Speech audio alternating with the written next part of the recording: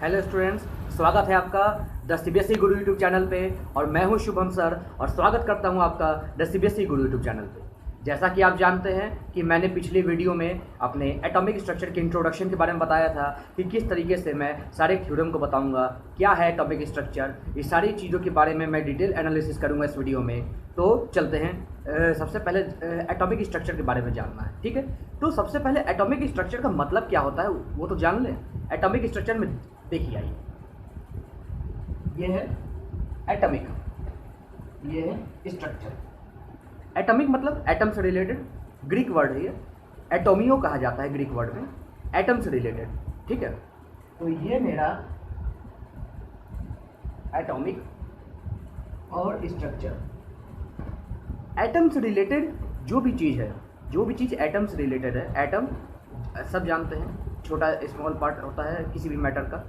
और उसके स्ट्रक्चर के बारे में, उसके अंदर क्या क्या चीज़ है उसके बारे में पता करने को जो भी हम चीज़ यूज़ करते हैं, जितने भी थ्योरम्स हम यूज़ करते हैं, वो सारी चीज़ें को हम क्या कहते हैं, एटॉमिक स्ट्रक्चर के अंतर्गत वो सारी चीज़ों की हम डिटेल एनालिसिस, डिटेल स्टडी करेंगे। अब सबसे पहले जानते हैं कि एटम होता क्या है। कोई भी मैटर आप ले लें, आप चाहे ये मार्कर ले लें, चाहे आप ये डस्टर ले लें, ये डस्टर आप कुछ भी ले लें, ये किसी ना किसी सब्सटेंस से, किसी ना किसी चीज़ से बना होता है, ठीक है।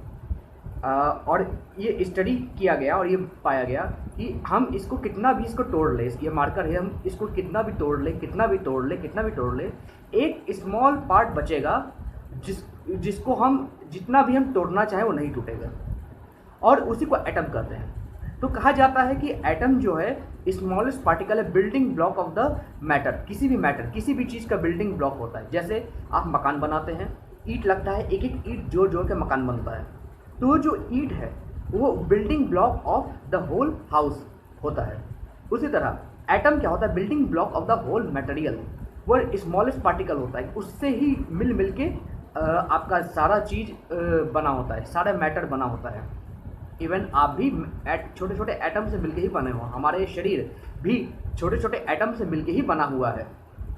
तो पूरे विश्व में, पूरे वर्ल्ड में हर चीज़ जो भी बनी है छोटे छोटे एटम से मिलके ही बनी है। तो हम ये कह सकते हैं atom is the building block of material. क्या कह सकते हैं, आइए देखते हैं। ये नोट कर लीजिएगा आप लोग, बहुत इंपॉर्टेंट है।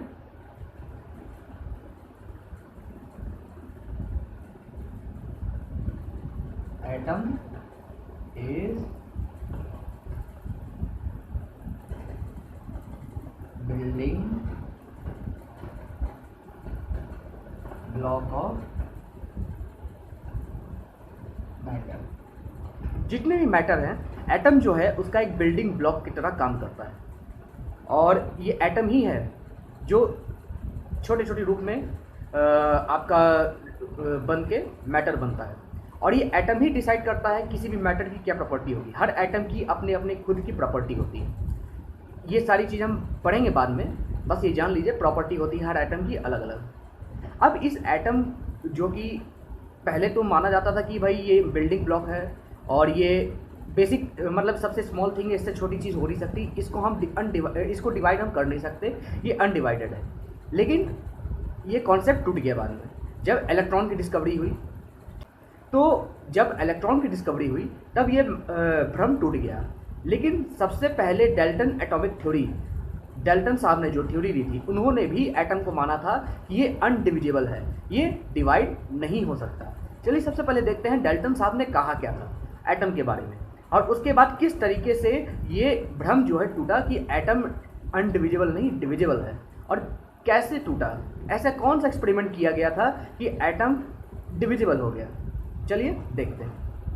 अब चलिए देखते हैं डाल्टन एटॉमिक थ्योरी ये क्या होता है और किस तरीके से आखिर ये एटम को बताने में ये डाल्टन साहब ने इन्होंने इस थ्योरी को डिज़ाइन किया था।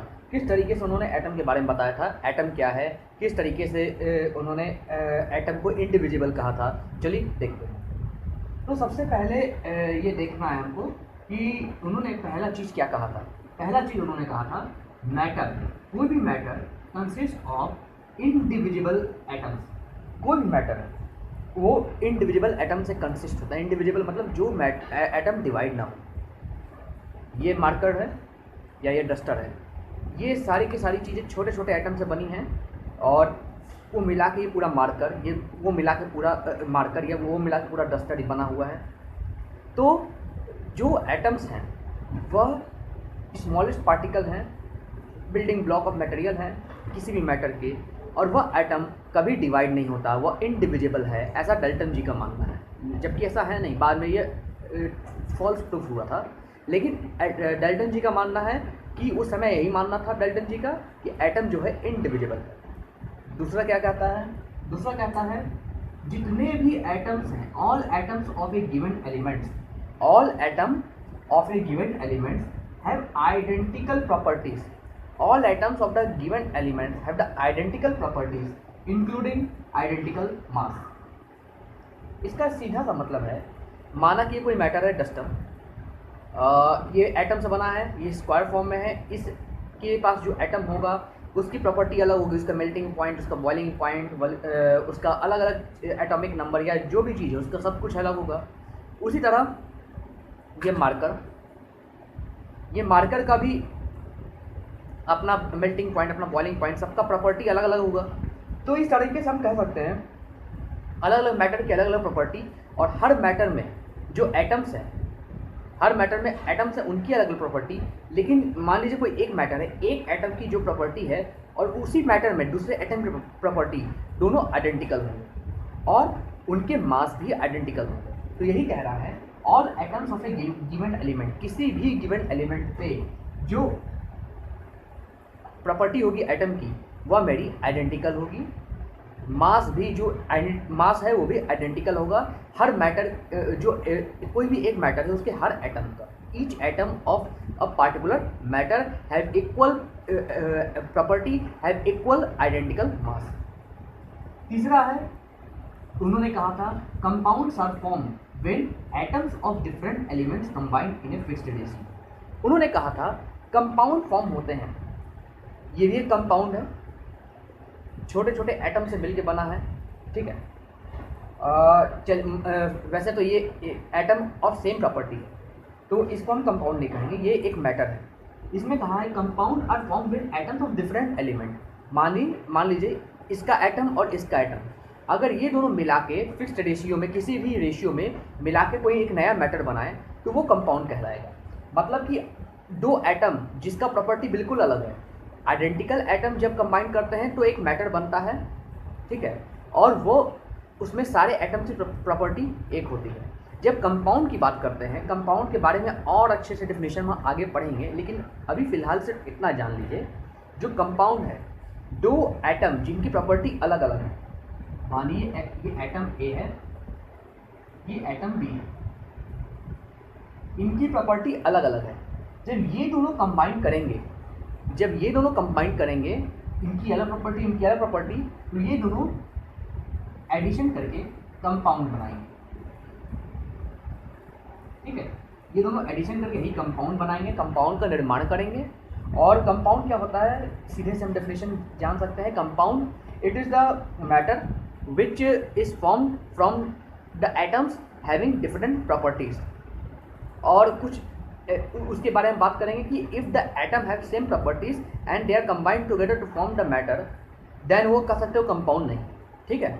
ये चीज़ याद रखिएगा। डाल्टन साहब ने 3 चीज़ कही थी, एक और चीज़ कही थी, उसके बारे में भी अब जानते हैं। अब डाल्टन साहब ने जो चौथी चीज़ कही थी उसके बारे में ज़रा बात करते हैं। डाल्टन साहब ने कहा था chemical reactions involve reorganisation of atoms. Chemical reactions involve reorganization of atoms. These are neither created nor destroyed in a chemical reaction. इसका ये मतलब है, केमिकल रिएक्शन हम सब जानते हैं क्या चीज़ है। केमिकल रिएक्शन क्या होता है, ठीक है। कोई भी दो कंपाउंड एक साथ मिलते हैं तो उनमें केमिकल रिएक्शंस होते हैं और एक नया कंपाउंड बनाते हैं, और वही केमिकल रिएक्शन होता है। केमिस्ट्री में हम 9-10 में बहुत पढ़े हैं केमिकल रिएक्शन। केमिकल रिएक्शन में क्या होता है, केमिकल रिएक्शन में किसी भी एटम का डिस्ट्रॉय नहीं होता, ना कोई एटम नया क्रिएट होता है, ना कोई एटम नया डिस्ट्रॉय होता है, बल्कि दो कंपाउंड जो मिलते हैं, एक कंपाउंड में जो एटम प्रेजेंट है, दूसरे कंपाउंड में जो एटम प्रेजेंट है, उन्हीं का रीअरेंजमेंट होता है। सिर्फ कोई नया एटम कहीं बाहर से नहीं आता, ना कोई अंदर से कोई नया एटम प्रोड्यूस होता है। जो एटम दोनों कंपाउंड में मौजूद है वही एटम का रीअरेंजमेंट ही होता है केमिकल रिएक्शन में। एग्जाम्पल देखते हैं। सबसे पहले एग्जाम्पल देखते हैं।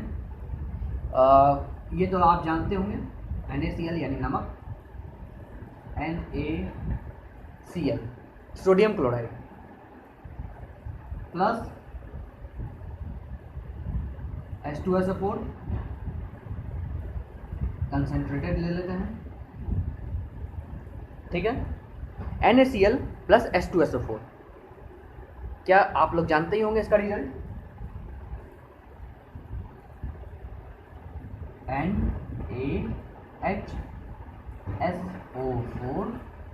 NaHSO4 प्लस HCl, यही होता है रिएक्शन। अब देखिए यहाँ से किस तरीके से रीअरेंजमेंट ऑफ द एटम होगा। इधर का सोडियम, इसमें से एक H गया, SO4, ये मिलके NaHSO4 बन गया, और ये HCl हाइड्रोक्लोरिक एसिड ये बन गया।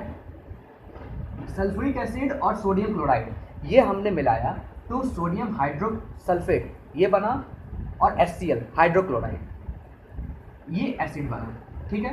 और अब यहाँ से देखिए NaHSO4 और बाकी एक H और इसका Cl ये मिलके यहाँ पे हुआ, कोई नया एटम क्रिएट हुआ, कोई नया एटम बना अंदर, जो एटम था उसी का रीअरेंजमेंट हुआ। वही तो डाल्टन साहब ने कहा है कि भाई जो केमिकल रिएक्शंस होते हैं it involve reorganisation of atoms, this atoms are neither created not destroyed in a chemical reaction. तो ये चार चीज़ डाल्टन साहब ने कहा। पहला चीज़ क्या कहा था कि एटम इंडिविजिबल है, उसका डिवाइड नहीं हो सकता, हम उसको डिवाइड नहीं कर सकते।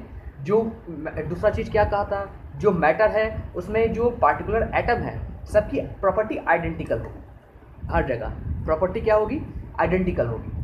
तीसरी चीज़ क्या कहा था, कंपाउंड कैसे बनेगा, दो अलग अलग मैटर हैं और डिफरेंट एटम्स, दो अलग अलग एटम्स हैं जिनकी प्रॉपर्टी अलग है, ये दोनों जब मिलेंगे तब मेरा कंपाउंड बनेगा। चौथा क्या कहा उन्होंने, केमिकल रिएक्शन में रीअरेंजमेंट ऑफ एटम होता है, कोई ना एटम का कोई क्रिएशन होता है ना एटम का कोई डिस्ट्रक्शन होता है।